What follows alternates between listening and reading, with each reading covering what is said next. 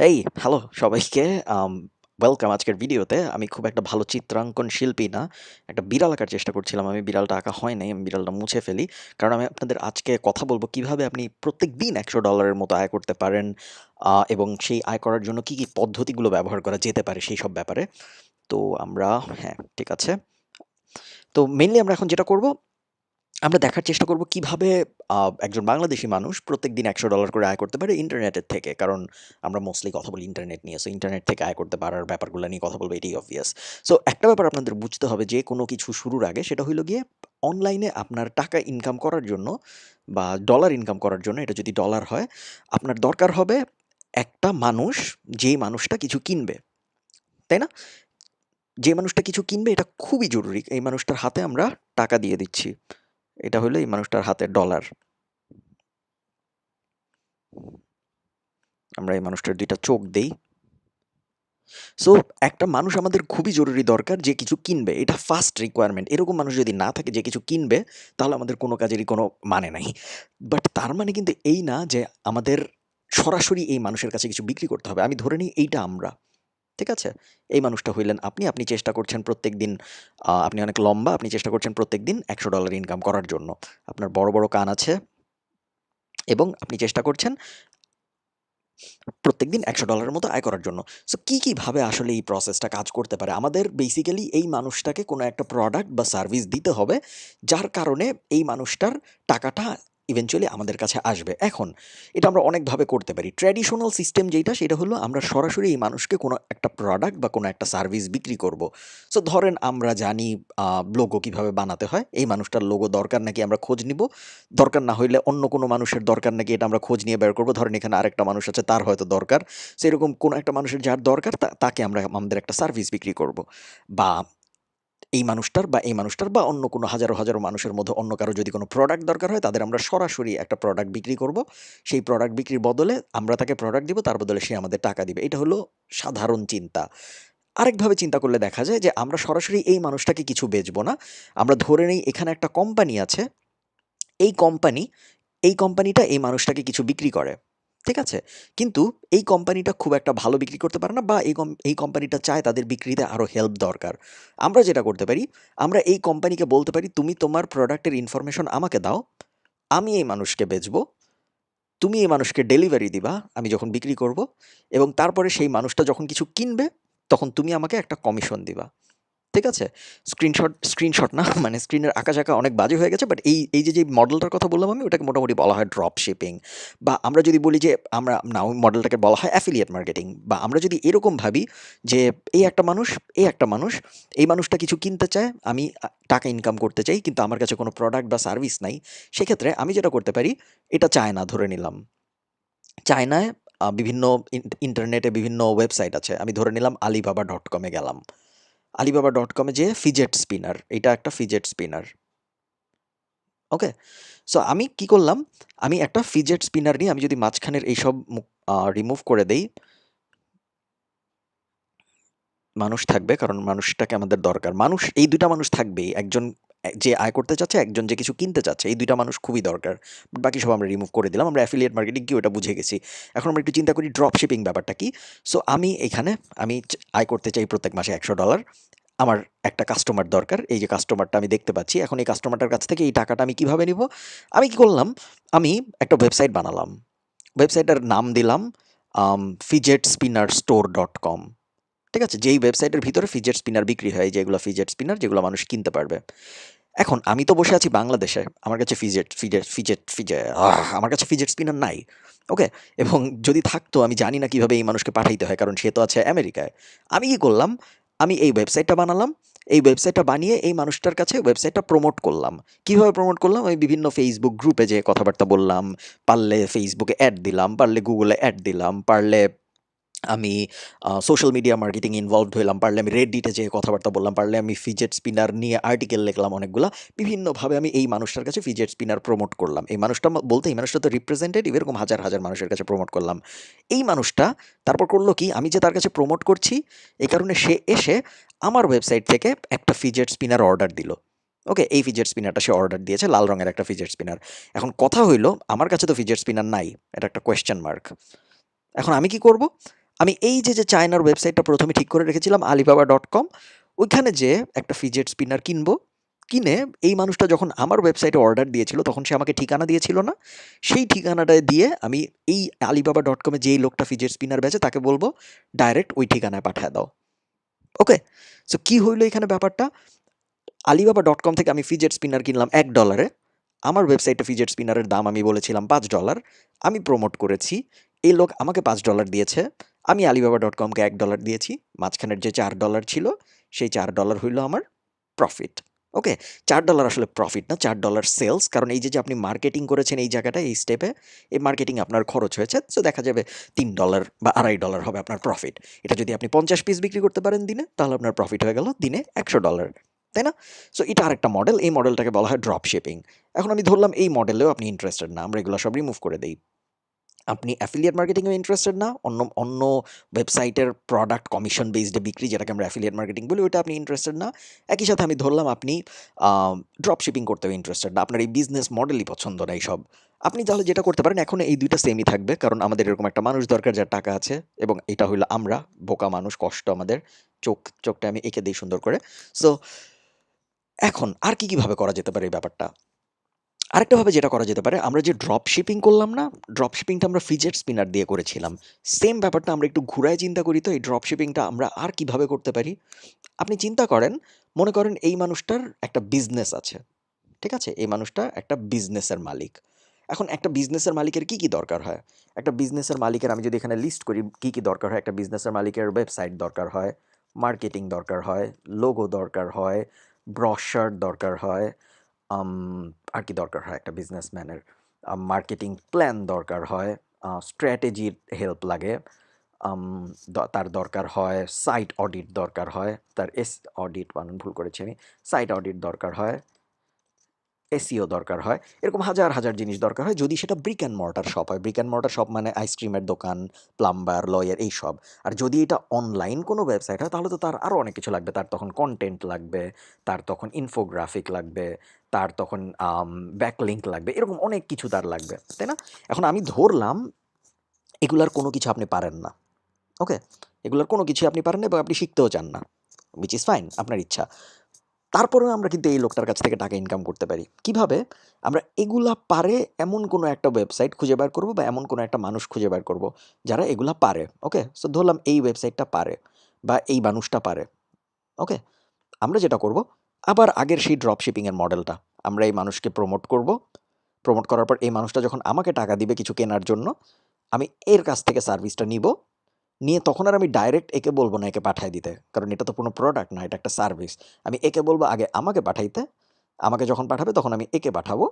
একে পাঠিয়ে এর কাছ থেকে আমি টাকাটা নিব। এই ২ টাকার মাঝখানের যে ডিফারেন্সটা সেটা হয়ে যাবে আপনার প্রফিট। এভাবে আপনি কিন্তু বিভিন্ন ওয়েব বেসড সার্ভিস ওগুলারও ড্রপ শিপিং করতে পারেন যদি চান।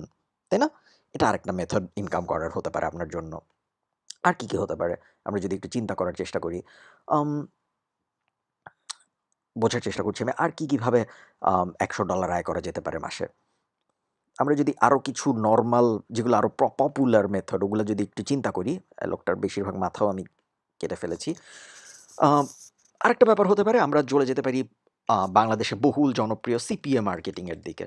সিপিএ মার্কেটিংয়ের ক্ষেত্রে কি হয়? একটা কোম্পানি বা একটা মানুষের দরকার হয় প্রোডাক্ট বা সার্ভিস, বা একটা মানুষের দরকার হয় অ্যাকশন, তাই না? CPA marketing, CPA stands for cost per action. So একটা মানুষের দরকার হয় অ্যাকশন কি হইতে পারে? অ্যাকশন হইতে পারে ইমেইল, অ্যাকশন হইতে পারে ফোন কল, অ্যাকশন হইতে পারে আম বাসার ঠিকানা, অ্যাকশন হইতে পারে ফোন নাম্বার। এরকম বিভিন্ন সিপিএ মার্কেটিং এ আমাদের বিভিন্ন অ্যাকশন দরকার হয়। সো আমরা যদি ঠিক করি যে এই এখন যে স্টেপটার কথা বলছি আমি, এই স্টেপটার জন্য আমাদের একটু অন্যভাবে কাজ করতে হবে। সরাসরি এই ২ টা মানুষ দিয়ে বোঝাতে পারব না। কারণ আমাদের মাঝখানে ইন্টারমিডিয়ারি থাকবে। সো আমরা ইন্টারমিডিয়ারির কথা চিন্তা করি। ১ম ইন্টারমিডিয়ারি হইল আম এই লোকটা, একটু বোঝার চেষ্টা করেন। এই লোকটার একটা ব্যবসা আছে। সেই ব্যবসার জন্য এই লোকটার সিপিএ এর হেল্প দরকার। এই লোকটা, আমি ধরলাম এই লোকটা একটা ব্যবসা রান করে ক্যালিফোর্নিয়ায়, এবং চায় ক্যালিফোর্নিয়ায় তার আশপাশের সবার আ সে চায় ক্যালিফোর্নিয়ার তার আশপাশের সবাই যেন তাকে ফোন দেয় তার সার্ভিস নিতে। ঠিক আছে? এখন সে কি করবে? সে তো আর আমার কথা জানে না। সে একটা সিপিএ নেটওয়ার্কে যেয়ে বলবে যে, আমার এই বিজনেস, আমি চাই আমার বিজনেসে আমার কাস্টমাররা আরও বেশি ফোন করুক। ওকে, সো এটা একটা সিপিএ নেটওয়ার্ক এসে বলল। এখন আমি যেটা করব, আমি জানি সিপিএ নেটওয়ার্ক কোনগুলা, আমি জানি ম্যাক্স বাউন্ডে একটা সিপিএ নেটওয়ার্ক, আমি অফার ভল্টে যে দেখতে পারি কি কি আছে। অফার ভল্টে যে আমি দেখতে পারি কোন ধরনের সিপিএ নেটওয়ার্ক কি কি অফার দিচ্ছে ইত্যাদি ইত্যাদি। আমি যদি পেপার কল দেখি তাহলে আমি দেখছি অ্যাডপশন অ্যাসিস্ট্যান্স। সো আমি ধরে নিই যে এই লোকের একটা অ্যাডপশন এজেন্সি আছে, ঠিক আছে? যে এই জিনিসটা সিপিএ নেটওয়ার্কটা, এটা হলো এইটা আমি ধরে নিচ্ছি। ওকে, সো এখন আমি কি করব, আমি আমার এন্ডে আমার মতো করে একটা ওয়েবসাইট বানাবো অ্যাডপশন নিয়ে। অ্যাডপশন অ্যাডপশন লিখতে পারবো না আমি এখন, অনেক সময় লাগবে। সো এটা অ্যাডপশন নিয়ে আমার একটা ওয়েবসাইট। ওকে, এই ওয়েবসাইটে আমি একটা ফোন নাম্বার রাখবো, যেই ফোন নাম্বারে কল দিতে পারে মানুষ। এই ওয়েবসাইটে আমি এসইও করব, এসইও করে করে এই ওয়েবসাইটটা আমি গুগলে র্যাঙ্ক করব। র্যাঙ্ক করার পরে আমি যেটা করবো, আমি এরকম অফার ভল্ট টাইপ যেসব অ্যাফিলিয়েট নেটওয়ার্ক আছে, সিপিএ নেটওয়ার্ক, ওগুলায় যাব। ওগুলায় যে আমি খুঁজে বার করবো কারা কারা অ্যাডপশন রিলেটেড ফোন কল খুঁজছে, কারা কারা অ্যাডপশন রিলেটেড ইমেল খুঁজছে। বেসিক্যালি আমরা সিপিএর ভাষায় এটাকে বলে কারা কারা লিড খুঁজছে। সিপিএতে এটাকে লিড বলে, বা ইমেলকে সাধারণভাবে ইন্টারনেট মার্কেটিং কমিউনিটিতে লিড বলা হয়। সো আমি যেরকম খুঁজে পেলাম, দেখেন এই অ্যাডপশন অ্যাসিস্ট্যান্স কোম্পানিটা লিড খুঁজছে। কি করবে ওরা? ওরা প্রত্যেকটা ফোন কলের জন্য, পেপার কলের জন্য $13 করে দিবে আমাকে। আমি কি করলাম, আমি আমার এই ফোন নাম্বারটা ছিল না, এই ফোন নাম্বারটা ফরওয়ার্ড করে দিলাম উনার ফোন নাম্বারে। ওকে, অনেক সফটওয়্যার আছে যেগুলো দিয়ে ফরওয়ার্ড করা যায়, কল ট্রেকিং আছে, ফায়ার কল আছে, আরও আরও বেশ কিছু সফটওয়্যার আছে যেগুলো দিয়ে আপনি ফরওয়ার্ড করতে পারেন। বা আপনি যদি ফরওয়ার্ড করতে না চান, আপনি আপনার ওয়েবসাইট এডিট করে ডাইরেক্ট এই ওয়েবসাইটের নাম্বারটাই বসায় দিতে পারেন। ওকে, সো আপনার ওয়েবসাইট তো এখন র্যাঙ্ক করা, এখন মানুষ অ্যাডপশন অ্যাসিস্ট্যান্স খোঁজাখুঁজি করছে। যেহেতু তারা খোঁজাখুঁজি করছে, এখন আপনার ওয়েবসাইটও যেহেতু র্যাঙ্ক করা, সিম্পলি আপনার ওয়েবসাইটে কল আসতে থাকবে, কল ফরওয়ার্ড হতে থাকবে, এবং আপনি প্রত্যেকটা কলের জন্য $13 করে পেতে থাকবেন। এটা একটা মডেল হতে পারে, এটাকে বলে সিপিএ মার্কেটিং। সেম জিনিসটা ফোন কল দিয়েই করতে হবে তা না, ফোন কলের জায়গায় এই জায়গায় ইমেইলের অপ্ট ইন ফর্ম থাকতে পারে। সো কেউ যখন ইমেইল দিবে তখন আপনার ইনকাম হবে। ইমেলের ইনকাম সাধারণত এত বেশি হয় না, ফোন কলে যেরকম হয়। সো এই জন্য আমরা ইমেল নিয়ে অত কথাবার্তা বলি না, বাট অনেকে ইমেল নিয়েও করে, সেম পলিসি। ওকে, সো এই সব যে কোনো পদ্ধতিতে এই মাঝখানের স্টেপে আমরা যাই করছি, আমাদের উদ্দেশ্য কিন্তু এই মানুষটার উপকার করা। যদি কোনো কোনো একটা পদ্ধতি যদি হয়, যেই পদ্ধতিতে আপনার এই মানুষটার উপকার হচ্ছে না, তাহলে ওইটা কখনোই অনলাইনে আয়ের রিয়েল পদ্ধতির মধ্যে পড়ে না। কারণ অনলাইনে আয়ের রিয়েল পদ্ধতি সেগুলাই যেগুলায় এন্ড কাস্টমারের উপকার হয়। সো ধরেন আমি যদি বলি ভিডিও ভিউ ১,০০০ ভিডিও ভিউতে $১, এর কি কোনো উপকার হয়? আসলে এর তেমন কোনো উপকার হয় না। এ করে কি? এ একটা অ্যাড এজেন্সিকে বলে, আমার ভিডিওতে আমার ভিডিওটা মার্কেটিং করে দাও, এটা তার ভিডিও। সেই অ্যাড এজেন্সি করে কি? সেই এজেন্সি, আমার গলায় অ্যাডে সো সেই অ্যাড এজেন্সি আরেকটা এজেন্সিকে হায়ার করে বলে এই ভিডিওতে ভিউ দরকার। সেই অ্যাড এজেন্সি আরেক এজেন্সিকে হায়ার করে, বলে ভিউ দরকার। এই করে করে শেষ পর্যন্ত আপনাদের মতো সাধারণ মানুষ বা আপনাদের মতো সহজ সরল মানুষ যারা অত কিছু জানে না, তাদের কাছে যখন আসে, তারা ভাবে যে ১,০০০ ভিউ ১,০০০ বার দেখলে আমাকে 0.10 সেন্ট দিবে। সে এটা করা শুরু করে। ওকে, তারপর এখান থেকে সে হয়তো আরেকটু বেশি পাইছে, এই এজেন্সি, সে কাজটা ওই ভিউগুলা নিয়ে একে ডেলিভার করে। একে ডেলিভার করে, একে ডেলিভার করে। সব করে করে শেষ পর্যন্ত এই লোকের কাছে যখন আসে, ওই ভিউগুলা দিয়ে তার কোনো লাভ হয় না। কারণ আপনি কিন্তু উনার কাস্টমার ছিলেন না। উনার কাস্টমার ছিল কারা? ওই যে নিউ ইয়র্কে উনার আশপাশের মানুষ যাদের কাছ থেকে উনি ফোন কল চাচ্ছিল। উনি চেয়েছিল তারা তার ভিডিওটা দেখুক, এবং তারা তার ভিডিওটা অরিজিনালি দেখুক, কারণ তারা কিনতে পারে। আপনি যখন চানাচুরের অ্যাড দেখাবেন কাউকে, আপনি চাবেন সে যেন অ্যাড দেখে চানাচুর কিনে পরে যখন দোকানে যায়। আপনি কোনোদিনও তার ভিডিও দেখে কিছু কিনবেন না। সো আপনি যদি তার ভিডিওতে ১,০০,০০০ ভিউ দেখেন বা হাজার হাজার কোটি কোটি বার দেখেন, তাতে আপনার কোনো লাভ হচ্ছে না। এই এজেন্সিগুলার লাভ হচ্ছে, এবং এই পুরো প্রসেসটাই বেআইনি, এবং এই পুরো প্রসেসটাকে বলে ক্লিক ফার্মিং, যেটা এশিয়ায়, স্পেশালি সাউথ ইস্ট এশিয়ায়, থাইল্যান্ড, বাংলাদেশ, অনেক ইন্ডিয়া এবং পাকিস্তান, এই ৪টা দেশে খুব বেশি হয় এই ব্যাপারটা, ক্লিক ফার্মিং। কারণ এই সব দেশের মানুষের কাজকর্ম নেই, এবং এই সব দেশের মানুষকে খুব সহজেই বিভ্রান্ত করা যায়। সো তাদেরকে যদি বলা হয় তুমি ১,০০০ ভিডিও দেখো, তোমাকে এত টাকা দিব, সে সাথে সাথে কোনো কিছু না ভেবে ঝাঁপায় পড়ে। কখনো সে ভাবে না যে না, কেন দেখবো, দেখলে আসলে কি হবে, দেখলে কার কি লাভ। সো এটা আসলে একটা ফেক মেথড। এই মেথডে যাবেন না। এই মেথডে গেলে আপনি কখনোই আম দিনে দিনে বা মাসে $১০০ আয় করতে পারবেন না। এখন এই সেম মডেলগুলা, যেই মডেলগুলো নিয়ে আমরা কথা বললাম, এগুলাকে আমরা একটু উল্টাভাবে চিন্তা করি তো। ধরেন এই ভিডিওটা কত বড় হচ্ছে আমি জানি না, বাট তারপরে আমি এই মডেলটা বলে শেষ করি। এখন ধরেন এই কাস্টমারটা নাই। ওকে? এই কাস্টমারটা আমি মুছে দিলাম। ধরেন শুধু আপনি আছেন, এবং আপনি চান প্রত্যেক মাসে প্রত্যেক দিনে $১০০ ইনকাম করতে, প্রত্যেক মাসে $১,০০০ বা $৩,০০০ ইনকাম করতে। আপনি করলেন কি? আপনি একটা ওয়েবসাইট বানালেন। ওকে?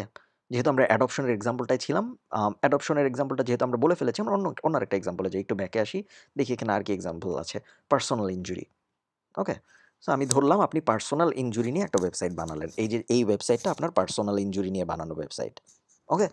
এখন আপনি করলেন কি, পার্সোনাল ইনজুরি নিয়ে এটা আপনার লোগো, এখানে অনেক মেনু আছে, এগুলো মেনু। তারপরে এখানে ওয়েবসাইটের ভিতরে অনেক আর্টিকেল আছে, ইমেজ আছে, ভিডিও আছে, ইত্যাদি ইত্যাদি। আপনি ওয়েবসাইট বানালেন।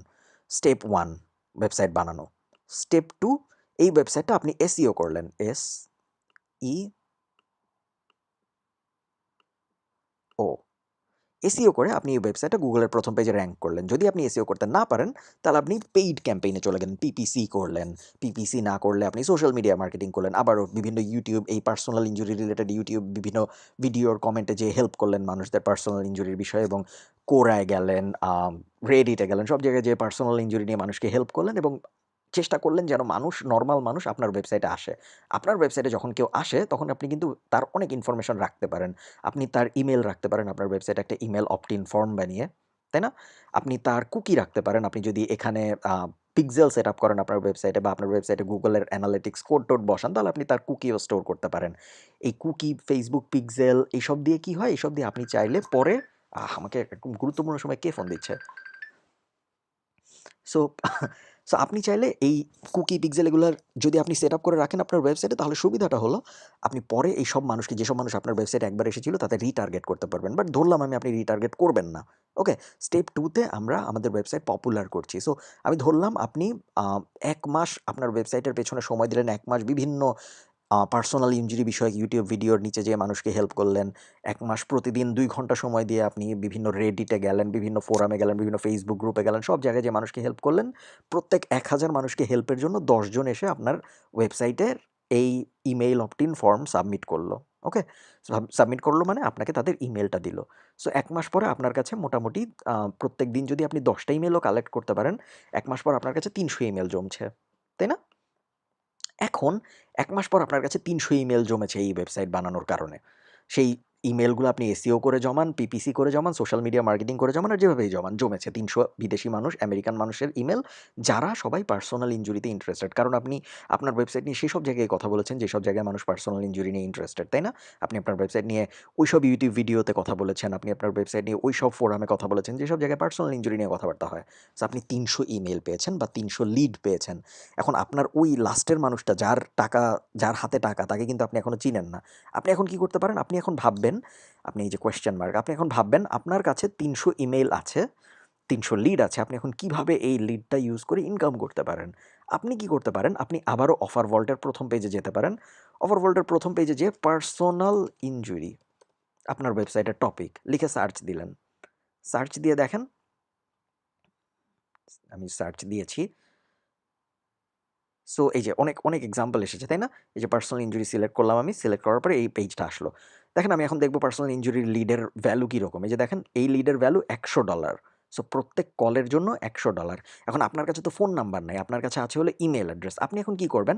আপনি এওয়েবার বা অন্য কোনো পপুলার মেইল চিম্প আছে, মেইল চিম্প সম্ভবত ফ্রি। এরকম অনেক টুল আছে। আপনি তাদের কারো কাছে যাবেন, তাদের কারো কাছে যেয়ে এই ৩০০ ইমেল তাদেরকে দিবেন। দিয়ে এই ৩০০ ইমেলকে আপনি একটা মেইল পাঠাবেন। মেইল পাঠায় বলবেন যে তুমি যদি পার্সোনাল ইনজুরি নিয়ে ইন্টারেস্টেড হও, তাহলে এই যে এখানে যখন আপনি সাইন আপ করবেন, তখন আপনাকে একটা ফোন নাম্বার দিবে। ফোন নাম্বার দেওয়ার পরে আপনি সেই ফোন নাম্বারটা ইমেইলে দিয়ে দিবেন, দিয়ে বলবেন যে আপনি যদি পার্সোনাল ইনজুরিতে ইন্টারেস্টেড হন, এই নাম্বারে একটা কল দেন। শেষ। ঠিক আছে? আপনার কিন্তু এন্ড কাস্টমার এখনো নাই। এই যে ৩০০ জন মানুষকে আপনি একটা ফোন নাম্বার দিয়ে কল দিতে বললেন, ৩০০ জন তো আর দিবে না, ১০ জন দিল। ১০ জনও যদি দেয়, প্রত্যেকের থেকে আপনি $১০০ পাচ্ছেন প্রত্যেকটা কলের জন্য। সো ১০ জনের কাছ থেকে আপনি পাচ্ছেন $১,০০০। এভাবে আপনার $১,০০০ ইনকাম হয়ে গেল। তাই না? এই হলো অনেকগুলা মেথড, যেই মেথডগুলা দিয়ে আপনি খুব সহজেই মাসে $৩,০০০, $৪,০০০ বা $৫,০০০ অনলাইনে খুব সহজেই আয় করতে পারেন।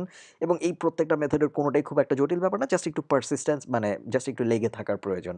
সো আশা করি এই ভিডিওটা আপনাদের ভালো লেগেছে। যদি ভালো লেগে থাকে আমাকে আ কমেন্টে অবশ্যই জানাবেন, এবং যদি জানান তাহলে আমি এইরকম কুইক স্ট্র্যাটেজিক্যাল ভিডিও আরও বানানোর চেষ্টা করব। ঠিক আছে? সো ধন্যবাদ সবাইকে। টাটা।